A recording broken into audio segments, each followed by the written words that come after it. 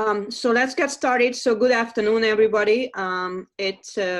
Today's seminar speaker is Stu Orkin. Thanks for everyone for coming. And just before we start, actually, you see the slide that shows the link to the website that actually records all the presentations. So if you don't have a time or to view through them, you can download the slides, and actually you can view the slides at that link.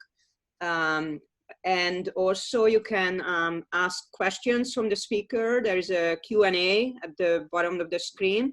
And even if we don't have time to answer all the questions at the end of the talk, the speaker today, Dr. Orkin, will have the chance to see those, and then he can personally reply to the questions later on. So today's speaker is Stuart Orkin, who is a professor of pediatrics at Harvard Medical School, Dana-Farber Cancer Institute, and he's also an investigator of Harvard Hughes Medical Institute. And he's a member of the Council of the National Academy of Medicine.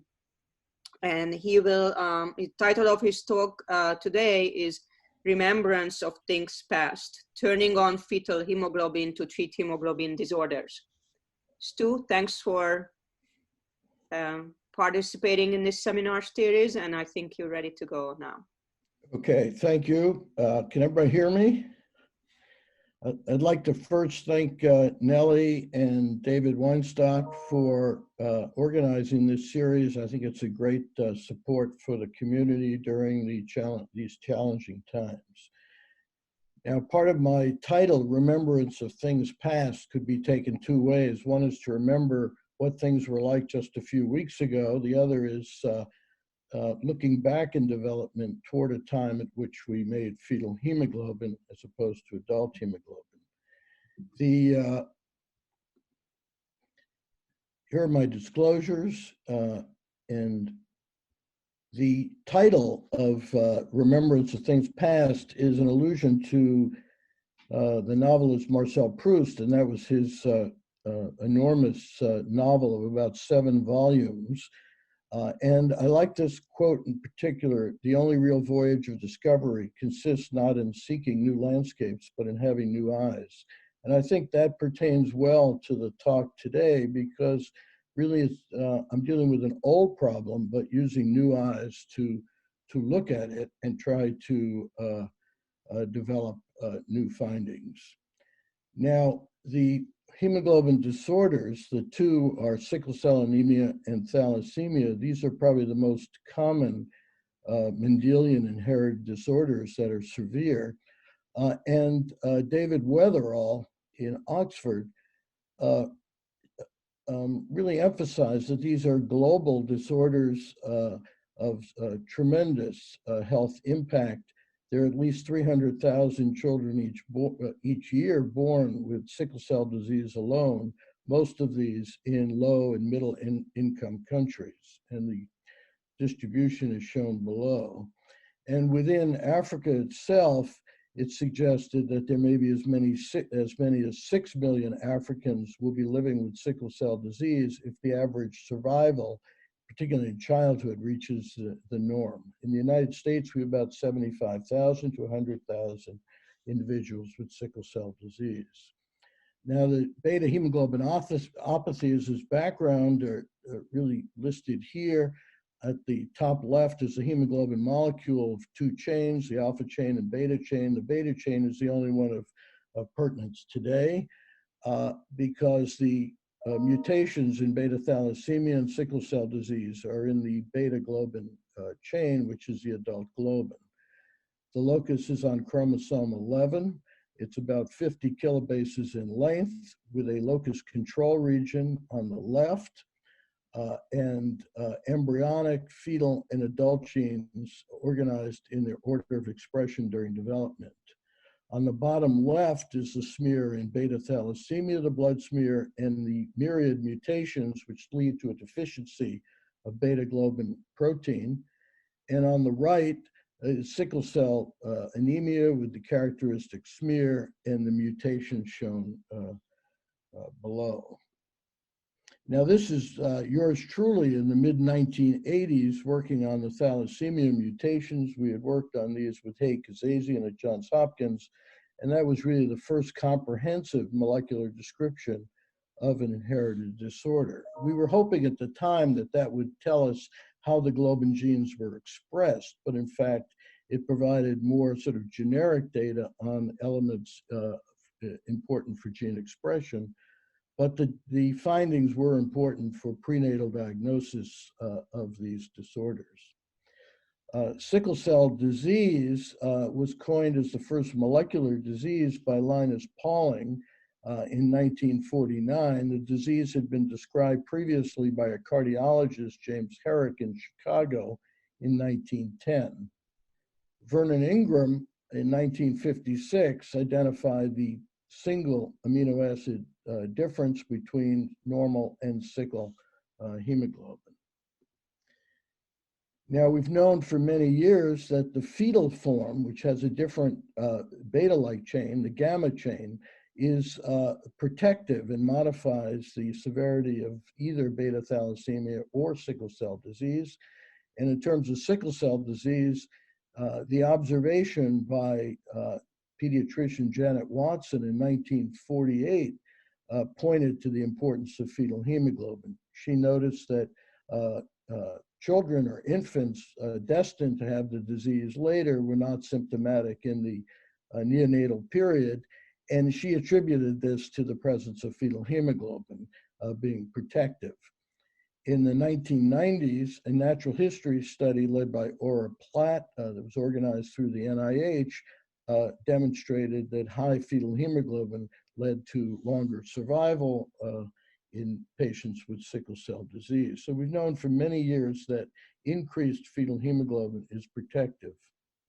Now, the fundamental problem in sickle cell disease, which has a very variable phenotype, however, is that the sickle hemoglobin has the propensity to form polymers. And in terms of, and these polymers disrupt the red cell and lead to its destruction eventually.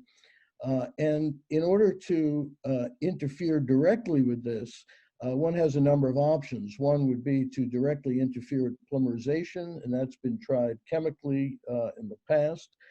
Another is to shift the oxygen affinity curve because the sickling is greater at lower oxygen affinity, and this is there's a drug that was just approved from Global Blood called Valoxator, which has a modest benefit, at least in terms of hematology, but no demonstrated benefit yet clinically. Or one could change the hemoglobin. You could repair the sequence, perhaps by gene editing, or you could provide a new hemoglobin with, for example, gene therapy with a lentivirus, or one could express fetal hemoglobin from the endogenous genes to replace sickle and also inhibit sickling. Now, this is really the crux of the whole science. The locus, beta locus is shown at the top. And during development, there's this characteristic switch from the gamma chain, the fetal chain, to the beta chain, roughly around the time of birth.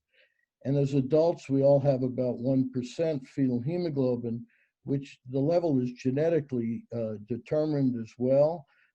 But the fetal hemoglobin is largely restricted to a small population of cells called F cells in the adult. The goal in the field for many years has been to increase the therapeutic, the level of fetal hemoglobin to what would be called the therapeutic level, therapeutic with respect to reducing the severity of sickle cell disease. Perhaps a slightly higher level would do that in beta thalassemia as well.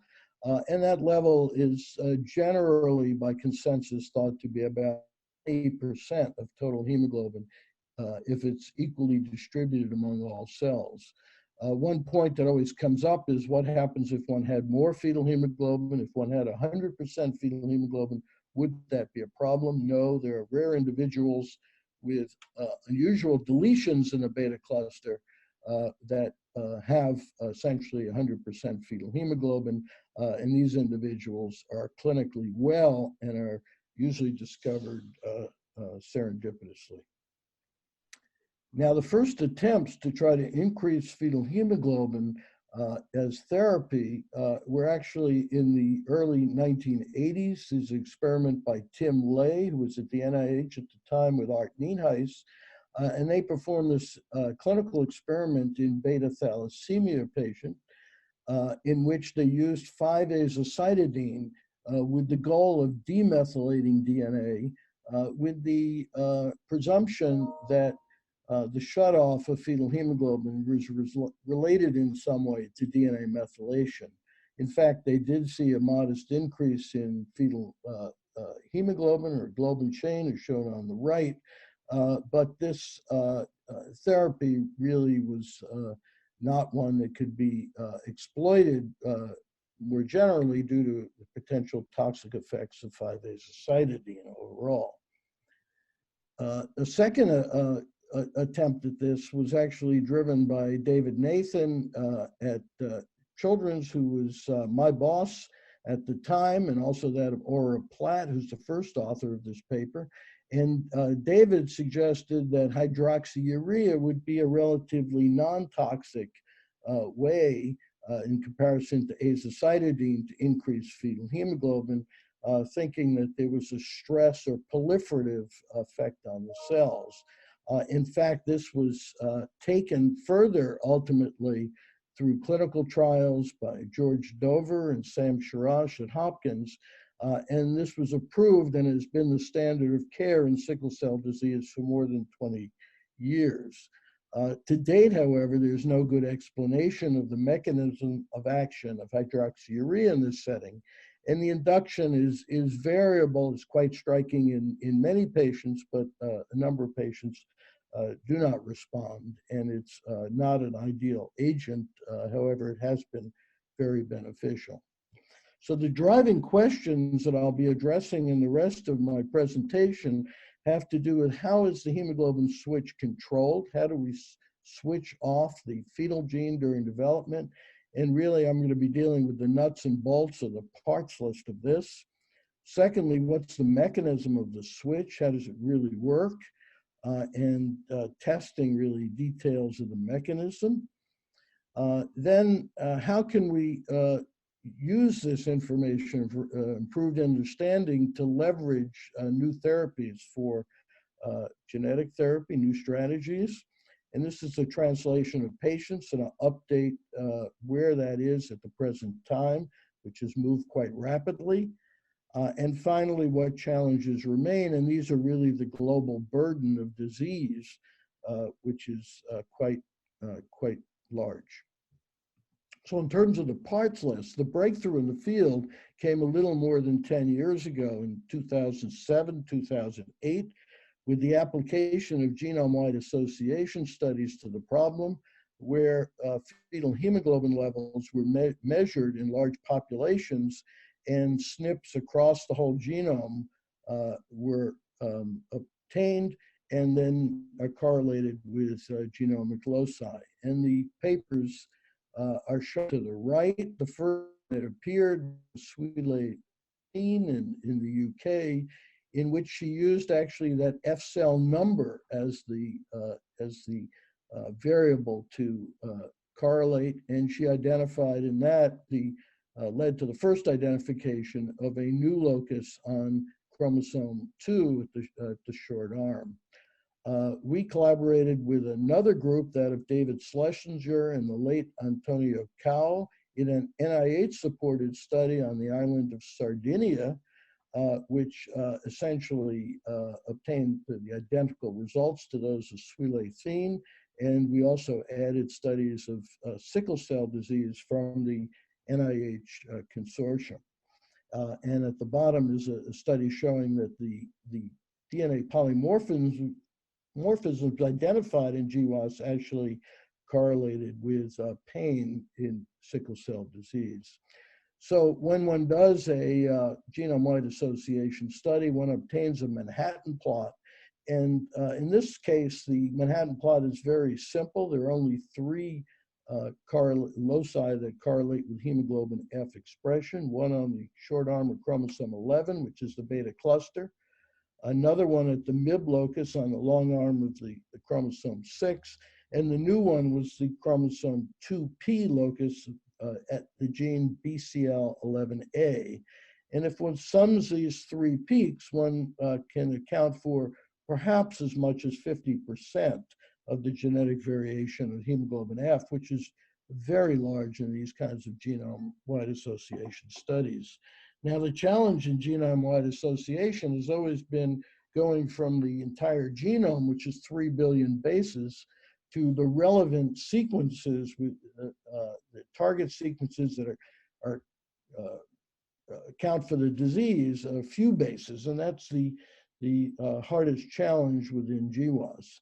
And over the past number of years, we've gone from the original GWAS through validation studies of BCL11A, through additional studies I'll describe that get down to specific sequences required for BCL11A expression and sequences that can be used to reinduce fetal hemoglobin within adults. Now, the initial evidence in favor of a repressive function for BCL11A was obtained by Vijay Sankaran, who's the MD PhD student who initiated many of these studies in the laboratory with me. At the top is the CD34 human progenitor cells, the ones that are used in bone marrow transplantation. These can be differentiated in culture in about 14 days to erythroid, late-stage erythroid cells. And in these experiments, we looked first at the expression of BCL11A protein, which is shown on the bottom left, and BCL11A protein is not expressed in the yolk sac, which is the primitive stage of development in human and mouse, and then comes on later during what's called the definitive or adult stage of hematopoiesis. So it's an exquisitely stage-specific transcription factor. When Vijay used shRNA to knock down BCL11A, as shown in the middle panel, he obtained increased gamma globin expression, and this was the first evidence that this protein served as a repressor for fetal hemoglobin. And as shown in this little box on the bottom right, we actually expressed the view in that first manuscript that this would be a new therapeutic target for reactivation of hemoglobin F in sickle cell disease or beta thalassemia. An important question, though, is how important is BCL11A as a single factor? One might imagine there would be a host of different repressors as safeguards, and that one might only have a small effect from any one repressive protein. To get at this, we did an experiment in the mouse. These are used what are called sickle cell mice. There are two varieties, one called the Berkeley strain and another the Town strain. The results are the same in both. These mice have what is ostensibly sickle cell disease, and we used conditional knockout of BCL11A with a specific, cell-specific CRE, that is EPO receptor CRE, in order to delete BCL11A only in erythroid cells. And we bred the sickle mice with the conditional knockout to ask, could we rescue sickle cell disease in this context? The results as shown here were actually quite stunning and were probably better than we would have predicted. The control smear is shown on the left, the sickle smear in the middle with the characteristic sickle forms, and the interbreeding led to mice with a knockout of BCL11A in erythroid cells, and those red cells are virtually normal. The hematology is virtually normal, as shown in the red boxed area, and not surprisingly in this case then, we have an increase of fetal hemoglobin, which is seen on FACS in more than 80% of cells, so it's essentially pancellular, and we have increased gamma globin expression, in this case, to about 30% from really a very, very low level in either control. So this experiment actually demonstrated that removal of BCL11A in the erythroid lineage is entirely sufficient to abolish sickle cell disease through reactivation of fetal hemoglobin. And in fact, these mice are perfectly well, and we've had these mice for more than 2 years and have a normal lifespan.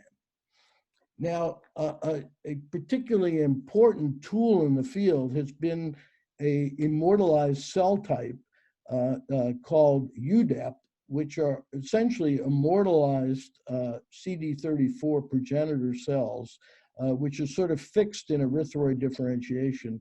And these cells are important because CD34 cells are primary cells, but these cells, UDEP, are permanent lines, and one can do genetics, that is CRISPR, gene editing, gene deletion, and the cells come in 2 versions. One, UDEP2, which is an adult cell type.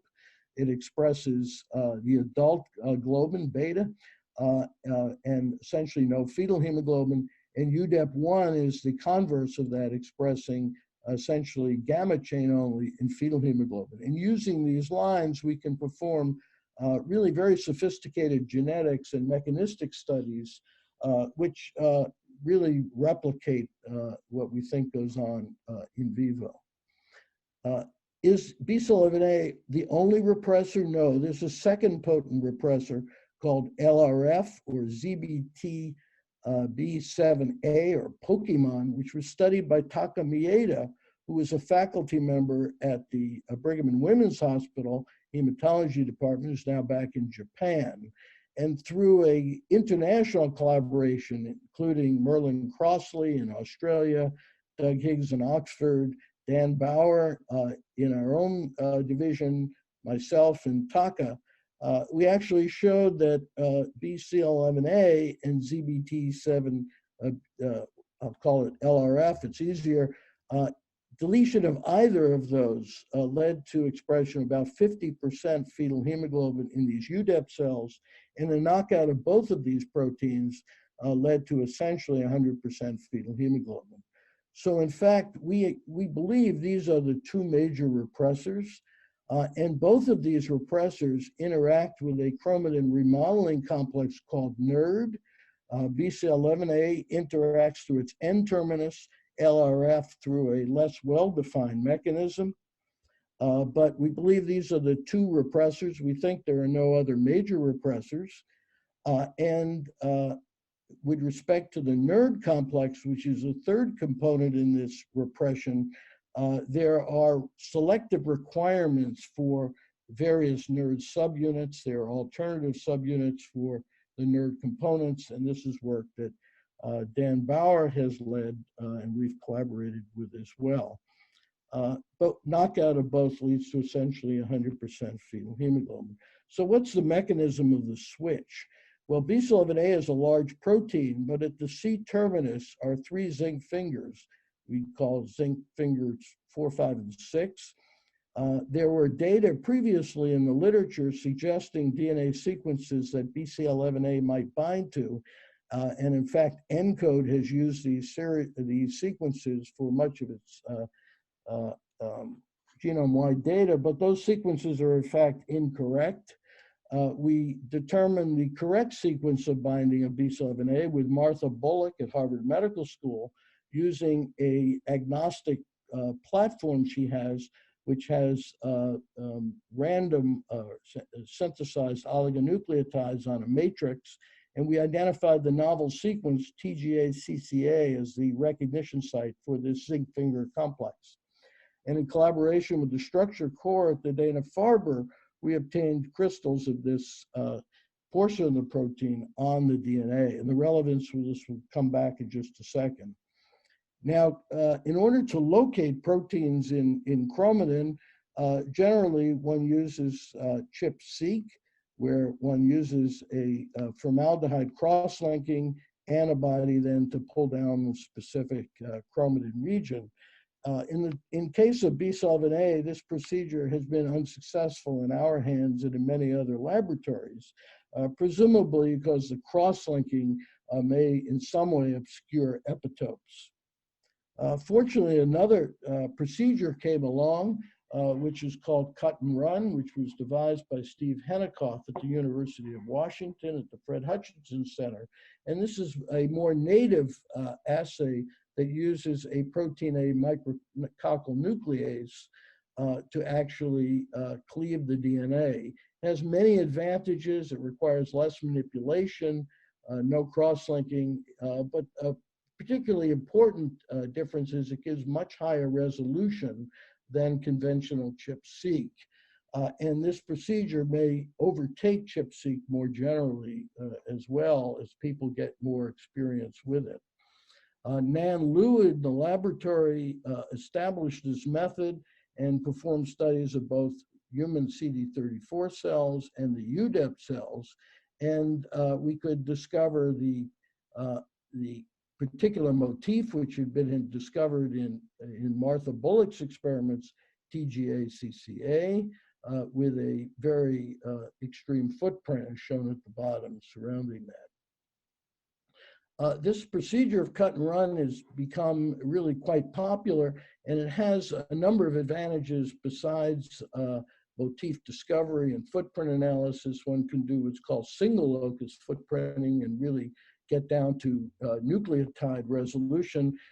And this manuscript, which appeared recently from our collaborators, Chen Zhu and Ji-Si Yuan at the Dana-Farber, provides a pipeline that allows investigators to take data and produce really nice output of cut and run findings.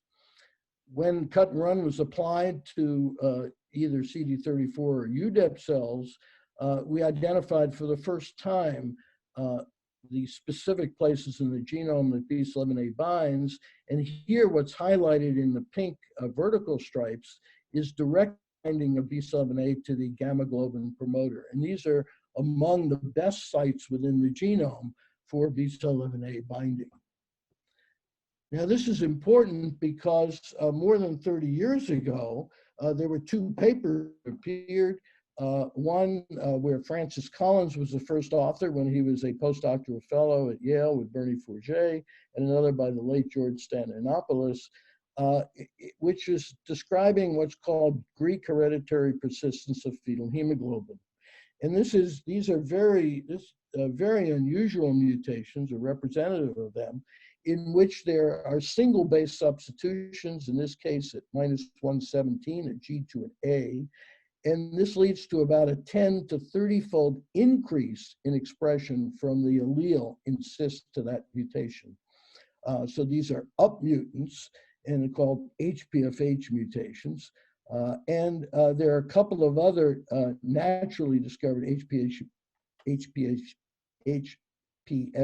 mutations right nearby. And so this provided perhaps an immediate explanation for these mutations, which had really begged for a mechanism for more than 30 years, that in fact these mutations relieve binding of the repressor to the promoter and allow for expression of fetal hemoglobin. Now, one curious aspect is if one looks 20 or so bases downstream from this binding site, there's another TGA-CCA sequence for which there are no identified human mutants. And importantly, both of these TGA-CCA motifs overlaps the CCAAT motif, which is a ubiquitous cat box binding site. And that's what's referred to in the title of one of these papers, where they believe the mutation would affect the cat box, and in fact affects the B11A binding site. Now, if we look at the crystal structure of B11A zinc fingers on the core motif, one can account for why these HPFH mutations are so critical, because these are actually contact sites on the for the protein on DNA, and mostly driven by the zinc finger 5 of this complex. If one takes a higher resolution of the gamma promoter, as one can do with cut and run, what we found is that in fact BCL11A sits on the distal motif and not on the proximal motif. And this is really sort of a summary of our findings of this, that BCL11A sits at the distal one of these two motifs and recruits the NERD complex, presumably to repress and close the chromatin around the gamma globin gene. And in fact, this is a relatively closed environment right at the gene. Now, what drives expression at the fetal stage? Well, there's a ubiquitous cat-binding protein called NFY, which is expressed ubiquitously, which in fact binds the promoter in fetal cells, but not adult cells, as shown here in a sort of low-resolution cut and run. And if one zooms in further, we can see the footprint of NFY, and looking at the crystal structure of NFY bound to a cat box where there are protected regions, we can actually see at the single locus footprint shown at the bottom that in fact the NFY binds the proximal site and not the distal site.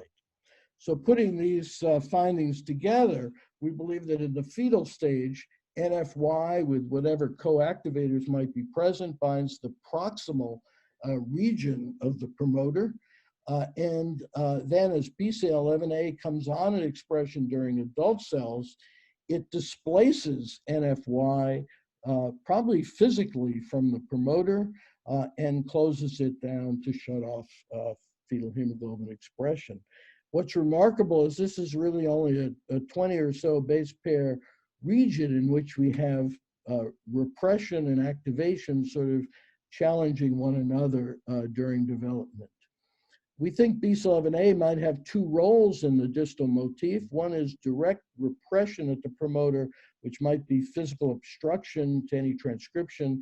And we also think it recruits the NERD complex through its N-terminus to basically close down the locus. So we think we have a fairly good explanation now accounting the mechanism of the switch. But what about the original GWAS?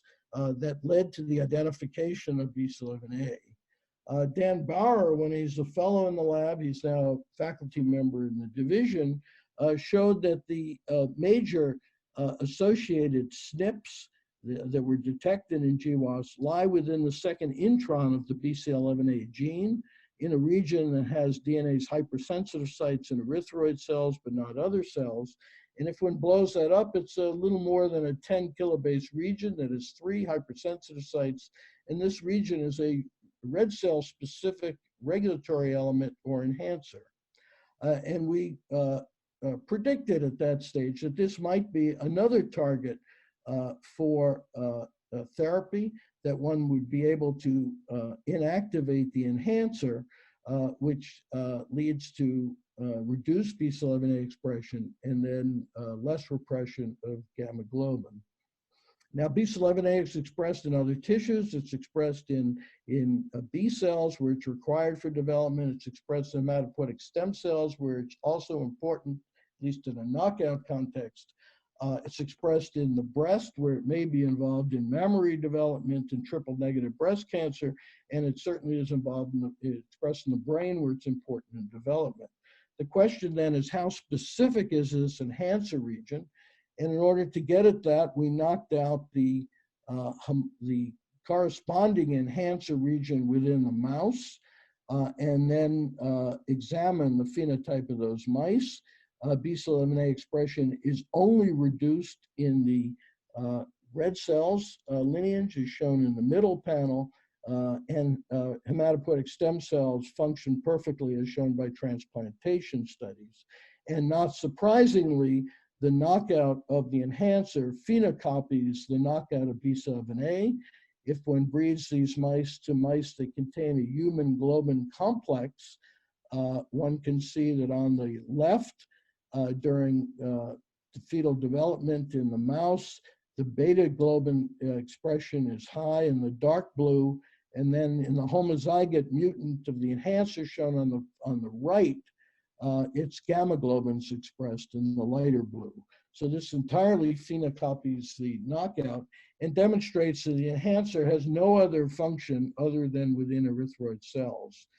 Dan Bauer went on to use CRISPR screening to identify critical regions within the BCL11A enhancer that are important for its function. And what was important in those studies is we identified a very small region, which is really essentially a GATA transcription factor binding site within this hypersensitive site called +58, which accounts for the majority of activity of the entire 10 kb enhancer. And this region we propose could be used for therapy as well. And it's actually the target for gene editing studies that are going on, as I'll describe in just a second. Now, BCL11A is unique in human genetics as both common variation and rare genetic variation converge on this protein. Rare variation at the promoter and common variation at a regulatory sequence, an enhancer within the gene. Now, how can all this be applied?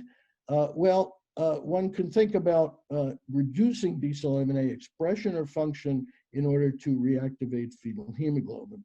And really the goal there is to replace sickle hemoglobin with fetal hemoglobin and also inhibit sickle formation within the cells, the polymer, and also replace missing beta globin in thalassemia. And there are a number of approaches one can imagine: knockout of the gene, knockout or knockdown of the gene, editing the enhancer, or mutating the binding site within the promoter.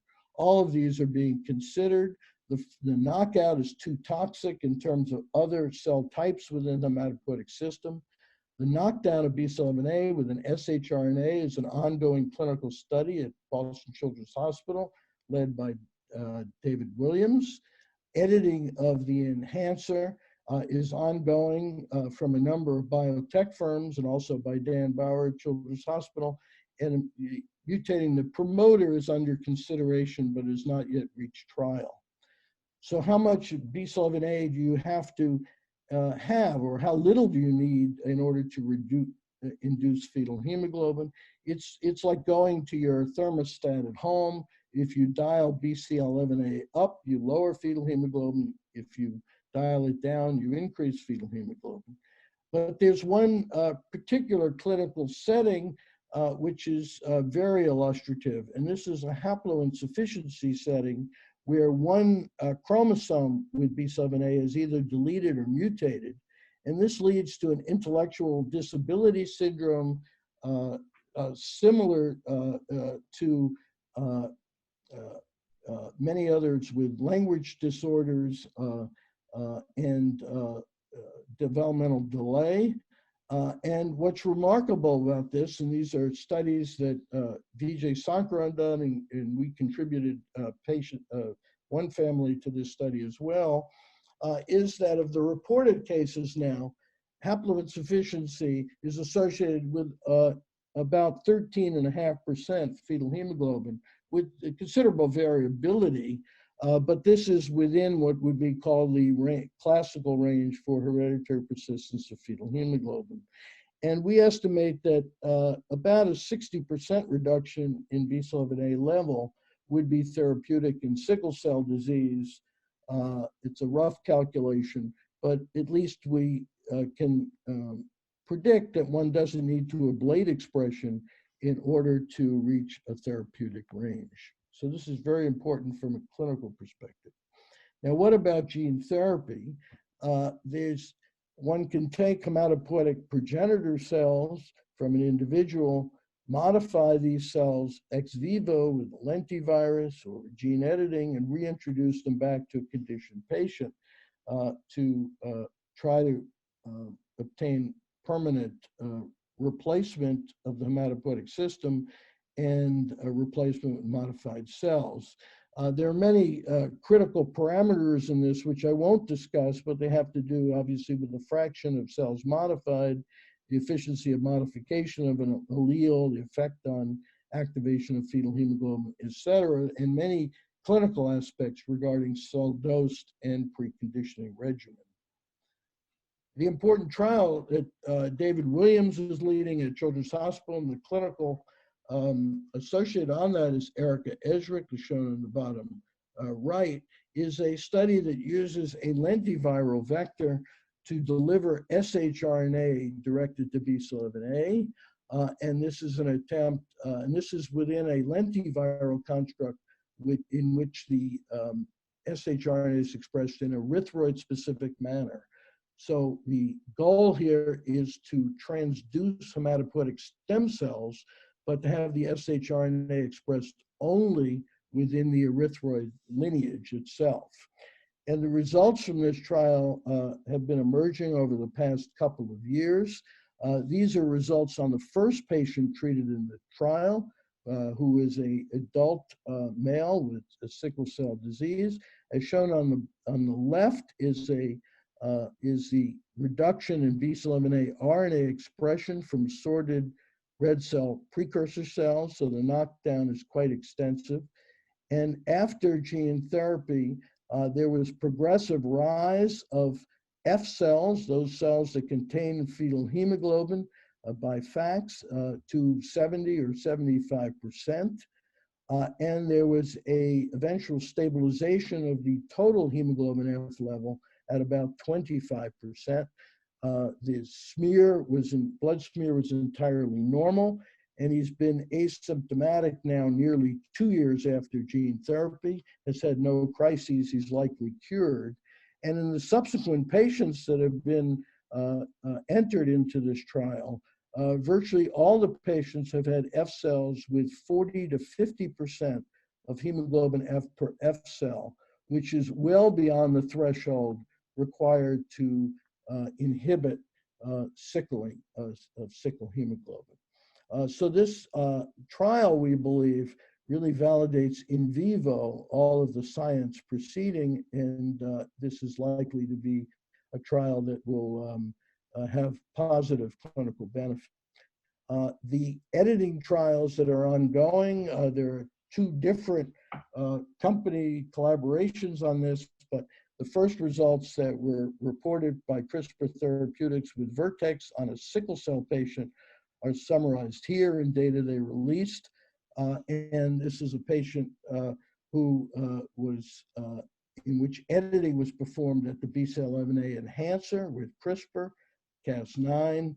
And this is actually quite remarkable findings in that 4 months after infusion of the modified cells, they have 94.7% F cells, a total F level of 46.6%.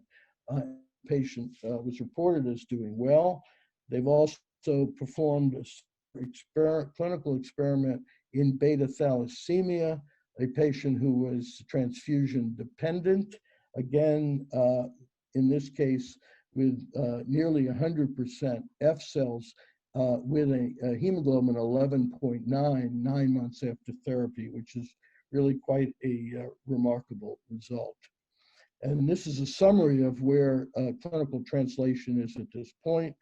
Sangamo and BioVeritev have a zinc finger trial for beta thalassemia at the enhancer, and Dan Bauer at Children's Hospital is working toward another trial of enhancer modification. So we believe, in fact, that genetic therapy is now validated, and I think these studies will move forward and hopefully lead to approval of at least one approach based on BCL11A. But what remains? Well, the problem with genetic therapy is it's not scalable. It's expensive. It's done one patient at a time.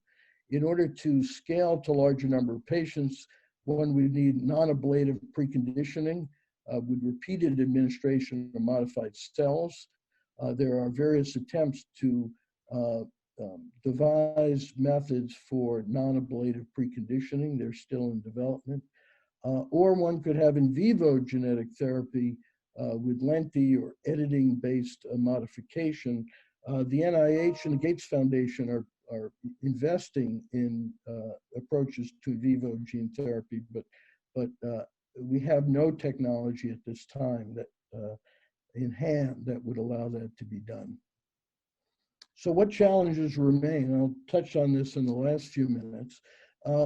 We still think there's an important role for small molecules that could actually mimic what the genetics can do, because small molecules can be applied in a population-based manner. They're high throughput.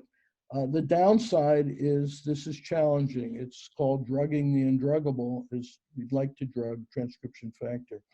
Remember that the burden is large, it's worldwide, and I think it's unlikely that gene therapy or gene editing can be expanded to meet the challenge. So the vision going forward is in order to reduce the global burden of disease significantly, we need truly effective pharmacological management, that is novel drugs.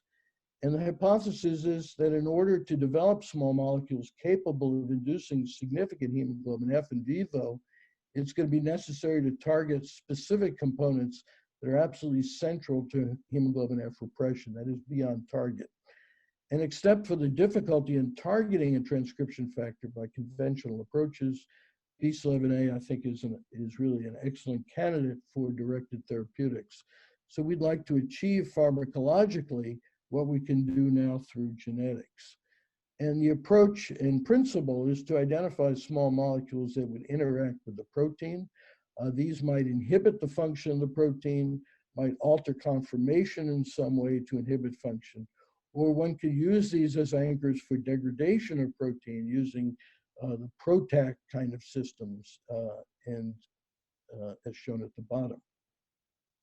One of the approaches to conditional protein degradation is shown here. There are various platforms for this, but one that's very convenient, has been used extensively in the Dana-Farber environment, is the DTAG system developed by Jay Bradner and colleagues, in which one puts a small tag on the target protein and then uses a small molecule to recruit the protein to the destruction apparatus into cereblon for protein degradation. We've applied this, and this is the work of Studi Mehta in the lab, postdocs, unpublished, in which we've knocked in the tag into these UDEP cells at the end of the BCL11A gene, such that we can then bring BCL11A with a small molecule to the cereblon complex, and as shown here, within a short period of time, we can reduce BCL11A protein to essentially nothing by adding a small molecule. Actually, within about 6 hours, the protein is gone. And if one differentiates the cells, as shown in the orange and the pink there, we get increased fetal hemoglobin expression, which mimics what we can do genetically. And this, the control is shown on the right, which has essentially no fetal hemoglobin. So the system mimics the genetics quite well, and is good proof of principle that if we can degrade the protein, we can induce fetal hemoglobin as we can do genetic modification. So in terms of discovery of small molecules that interact with BCL11A, there are a number of methodologies and approaches that are shown on the bottom. We've been trying a number of these over the past several years. An approach that I think is particularly promising in this context is that of virtual screening. This is a summary from a News and Views of Nature last year, in which one describes some of the potential advantages of this approach, in that virtual collections of molecules, which are now quite large, can be screened virtually, that is, by computer, to arrive at compounds that are equivalent to those that would have been developed over medicinal chemistry over a much longer period of time. And to attempt to perform this, we've collaborated with Hari Athanari and Christoph Gorgula, who are at Dana-Farber and the Harvard Medical School. And they've recently described, actually just in March, the paper appeared, an open source platform that allows for ultra-large virtual screens, that is, screens on the order of hundreds of millions of molecules, which are docked or bound computationally to a target protein or structure. And we've collaborated with them using BCL11A, and initial studies docked 300 million compounds, and then prioritize these in terms of the energy of binding, the docking energy, and performing biochemical and biophysical studies to identify the legitimate binders and determine their affinities. And these molecules can then be advanced further for functional studies, either directly or through the use of PROTAC kind of chemistry. And I think this is at least one approach to obtaining small molecules that one can attempt to advance further into novel therapeutics in this setting. So this is the approach we're using, that is to use these small molecules, develop perhaps PROTACs. There are two potential cancer applications of small molecules that would interact with BCL11A and B. BCL11A is said to be important in triple-negative breast cancer stem cells. So if one could target the protein, that would be one application. And a second is the BCL11B, which is a close relative, is a direct target of the EWS fly oncoprotein in Ewing sarcoma. And those are two potential applications in the oncogenic space. So in summary, we believe the mechanism of fetal to adult hemoglobin switching is coming into clearer focus, and BCL11A is a critical component. The protein is a validated target for therapy now, and clinical trials based on the scientific discoveries are underway for both sickle cell disease and thalassemia. And we think the findings validate the approach, and the trials are likely to lead to approved therapies in the not too distant future. And we think the present challenge is developing on-target small molecules for therapy to address the global impact of these disorders. This is really difficult, but increasingly possible with new chemical approaches, and I think is a challenge for the future. And I'll stop at that point. I've acknowledged many of the people who contributed to the work, and I'd like to thank the whole laboratory, which is shown here as well. Thank you very much.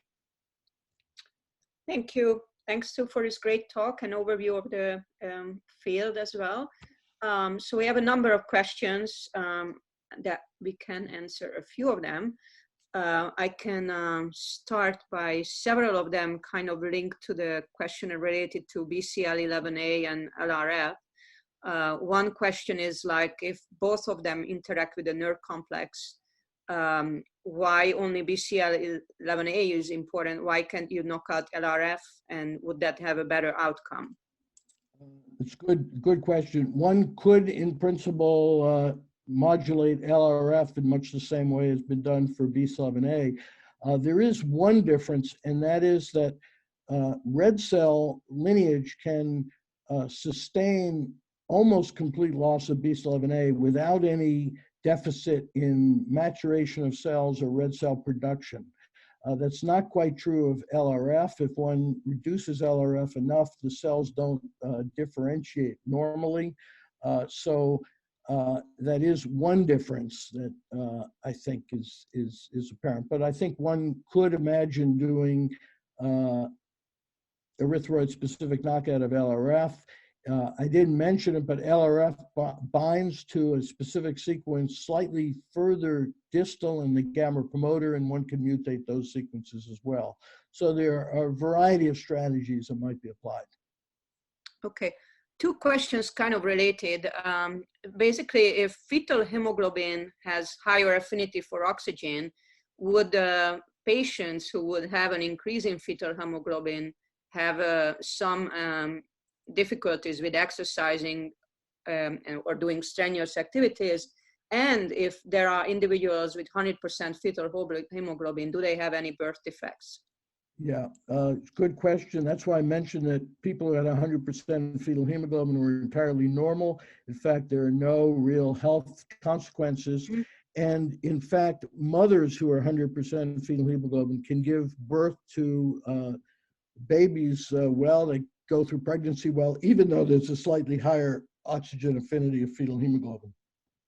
I think the difference is rather small, it's important over many generations, but on a single generation, it's not important.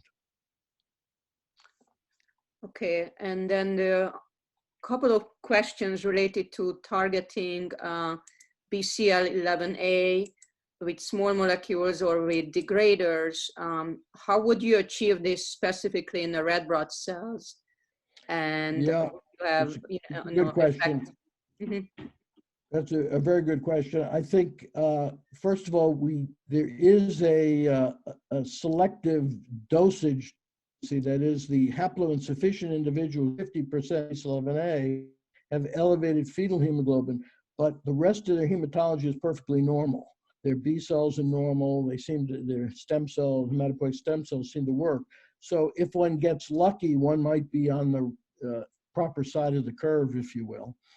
Alternatively, I think what's being considered is that one could leverage E3 ubiquitin ligases, which have a different expression pattern than cereblon, which is sort of the generic member, and one could obtain cell specificity that way. And that might be the safest way to achieve that.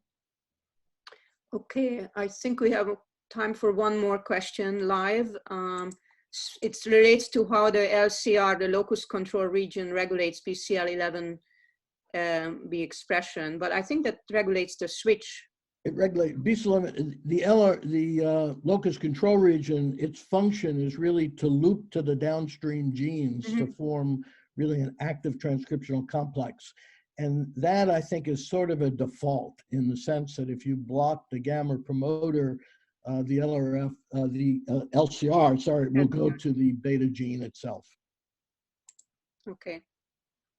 And I think they were asking, one last question is, if there are any germline BCL11A mutations?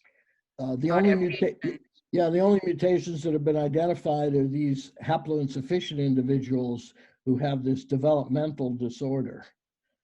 There are point mutants that have been identified with that as well, but that's the only germline ones we know of. Okay, thank you, Stu. There are additional questions that Stu will see and he will be able to answer later on. And with that, I'd like to thank again for the excellent talk. And just a reminder that you have the ability to view the slides again on the website where we posted on the first slide, and or you just search DFHCC. And tomorrow's speaker will be Len Zahn, who will talk about the stem cells, hematopoietic stem cells and niches. Thank you for your attention and the participation of everybody. Thank you. Thank you.